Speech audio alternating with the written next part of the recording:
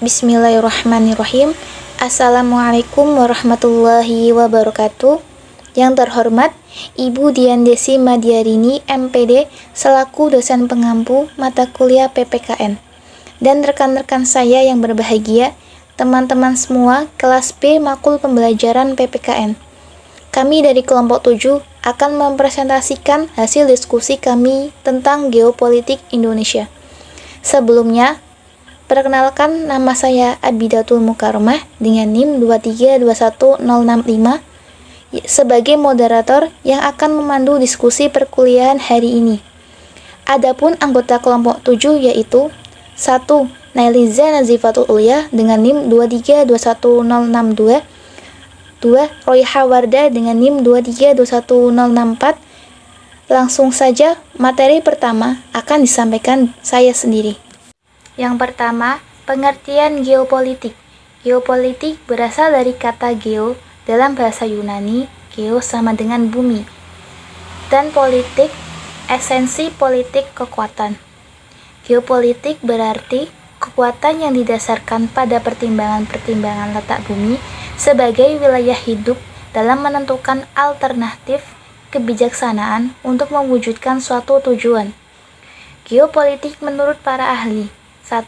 Menurut Friedrich Russell, pada tahun 1844 sampai 1904, perintis aliran geopolitik ialah Friedrich Russell, yang menyatakan dalam bukunya yang berjudul Political Geography pada tahun 1897 bahwa negara merupakan organisme yang hidup dan supaya dapat hidup subur dan kuat, maka memerlukan ruangan untuk hidup. Dalam bahasa Jerman disebut Lebensraum. Yang kedua, menurut Rudolf Kesselen pada tahun 1864 sampai 1922. Geopolitik sebagai suatu istilah adalah singkatan dari geographical politik yang dicetuskan oleh sarjana ilmu politik Swedia yaitu Rudolf Kesselen pada tahun 1900. Dalam rangka mengemukakan suatu sistem politik yang menyeluruh, meliputi demopolitik, ekonomi politik, sosiopolitik, keratopolitik, termasuk juga geopolitik. Dan yang ketiga, yaitu menurut Kauthauser pada tahun 1869 sampai 1946, geopolitik kemudian berubah artinya setelah dipopulerkan oleh beliau. Hal ini dapat dilihat dari rumusan Kauthauser, yaitu geopolitik adalah landasan ilmiah bagi tindakan politik dalam perjuangan demi kelangsungan hidup suatu organisasi negara untuk memperoleh ruang hidupnya. Menurut ajaran Pancasila, konsep Kauthauser tidak dapat diterima oleh bangsa Indonesia karena sangat bertentangan dengan filsafat hidup bangsa Indonesia. Sesuai dengan ajaran Pancasila, bangsa Indonesia merumuskan geopolitik sebagai berikut. Geopolitik adalah pengetahuan tentang segala sesuatu yang berhubungan dengan konstelasi geografis suatu negara, dengan memanfaatkan keuntungan letak geografis tersebut untuk kepentingan penyelenggaraan pemerintahan nasional dan penentuan-penentuan kebijaksanaan secara ilmiah berdasarkan realita yang ada dengan cita-cita bangsa. Wawasan Nusantara adalah geopolitik Indonesia. Dalam wawasan Nusantara, terkandung konsepsi ruang. Pada masa kini berkembang tidak saja secara fisik, namun juga dalam arti semu. Konfigurasi geopolitik Indonesia menantang konsep geopolitik atau klasik. Karena di dalamnya dimasukkan ciri-ciri lain seperti demografi, antropologi, meteorologi, serta latar belakang sejarahnya. Wawasan Nusantara sebagai geopolitik Indonesia dalam wujudnya merupakan sebagai suatu gejala sosial yang bergerak dalam menyelenggarakan dan menjamin kelangsungan hidup seluruh bangsa dan negara Indonesia untuk mewujudkan keadilan sosial bagi seluruh rakyatnya dengan dasar persatuan Nusa Indonesia yang telah terkandung dalam ajaran Pancasila. B. Unsur-unsur geopolitik. 1. Konsepsi dasar. A. Unsur wadah. Unsur wadah merupakan ruang hidup bangsa saling berinteraksi dalam kerangka hidup bernegara, yang meliputi 3 unsur. 1. Bentuk wujud. Bentuk wujud pada dasarnya telah diuraikan dalam Asas Arsipelago atau Asas Nusantara, yang kemudian diuraikan lebih lanjut bahwa geopolitik Indonesia ini mewujudkan diri dalam bentuk Nusantara dan posisi silang yang manunggal utuh menyeluruh. 2. Tata inti organisasi. Sarana untuk mengetahui tata inti organisasi suatu negara ialah dengan memahami isi yang terkandung dalam undang-undang dasarnya. 3. Tata kelengkapan organisasi. Agar tujuan nasional dapat tercapai dengan tertib sesuai dengan yang dicita-citakan dalam pembukaan UUD 1945, maka diperlukan suatu tata susunan pelengkap atau tata kelengkapan organisasi, antara lain aparatur negara, kesadaran politik masyarakat, media pers, dan partisipasi rakyat. B. Unsur isi. Unsur isi atau konten merupakan salah satu unsur yang membentuk konsepsi dasar geopolitik Indonesia, yaitu perilaku bangsa yang dipengaruhi oleh ruang hidupnya. Meliputi 3 unsur. 1. Cita-cita. Cita-cita geopolitik Indonesia berpedoman pada isi yang terkandung dalam tiap-tiap alinea pembukaan UUD 1945, terutama dalam alinea kedua dan keempat, khusus tentang cita-cita mengisi kemerdekaan dan tujuan negara. 2. Sifat dan ciri-ciri.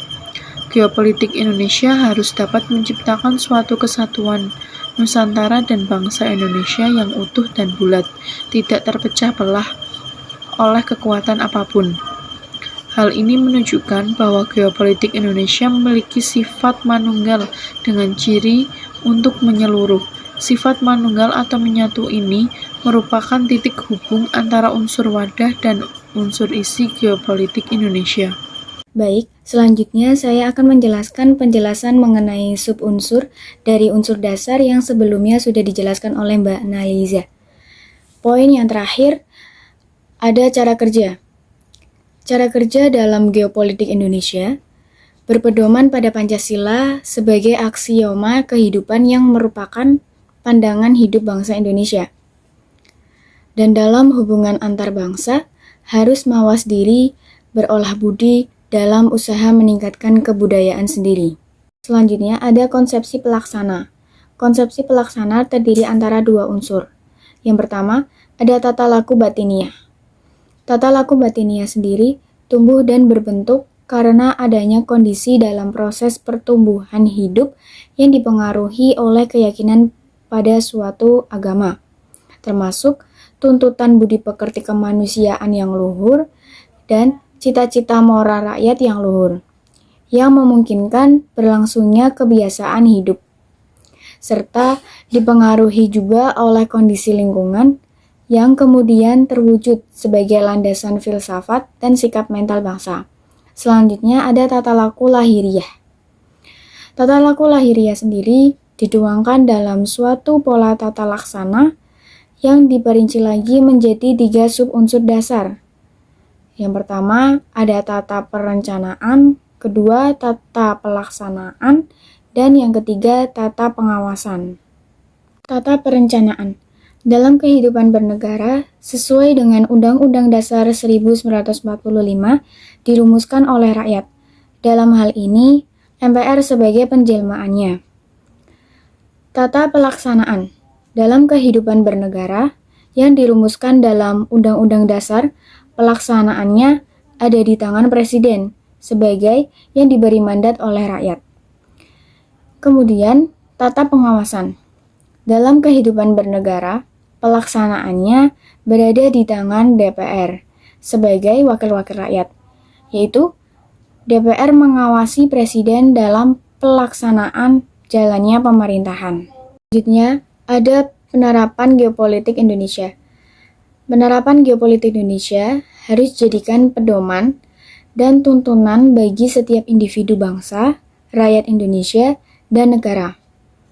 Geopolitik Indonesia sendiri menjadi pola yang mendasari cara berpikir, bersikap, dan bertindak dalam rangka menghadapi, menyikapi, serta menangani berbagai permasalahan yang menyangkut kehidupan bermasyarakat, berbangsa, dan bernegara. Geopolitik Indonesia sebagai pedoman dan tuntunan bagi bangsa Indonesia, penerapannya secara singkat dibedakan menjadi dua kelompok, yaitu dalam wilayah dan kehidupan rasional, atau dua aspek, yaitu aspek wilayah dan Polexosbud Hankam. Aspek wilayah. Salah satu manfaat yang paling penting nyata dari penerapan geopolitik Indonesia adalah di bidang wilayah. Dengan diterimanya konsepsi Nusantara di forum internasional, maka terjaminlah integrasi teritorial yang semula bernama Laut Nusantara dianggap sebagai laut bebas. Di samping itu, pengakuan terhadap landas kontinen Indonesia dan zona ekonomi eksklusif, Indonesia menghasilkan pertambahan wilayah yang cukup besar sehingga menjadi luas wilayah Indonesia yang semula di nomor 17 menjadi nomor 7 di dunia.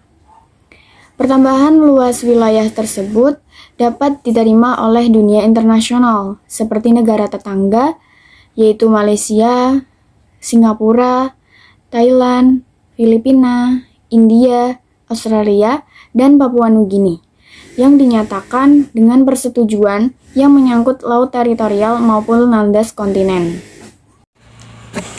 Penerapan geopolitik Indonesia dalam aspek Polexosbud Hankam. Penerapan geopolitik Indonesia dalam kehidupan politik akan menciptakan iklim penyelenggaraan negara yang sehat dan transparan serta dinamis. Hal tersebut tampak dalam wujud pemerintahan yang kuat, aspiratif, dan terpercaya yang dibangun sebagai penjelmaan dasar negara persatuan dan kesatuan, serta sistem negara kedaulatan rakyat yang keduanya pancaran dari ideologi terbuka. Penerapan geopolitik Indonesia dalam kehidupan ekonomi akan menciptakan tatanan ekonomi yang benar-benar menjamin pemenuhan dan peningkatan kesejahteraan dan kemakmuran rakyat secara merata dan adil.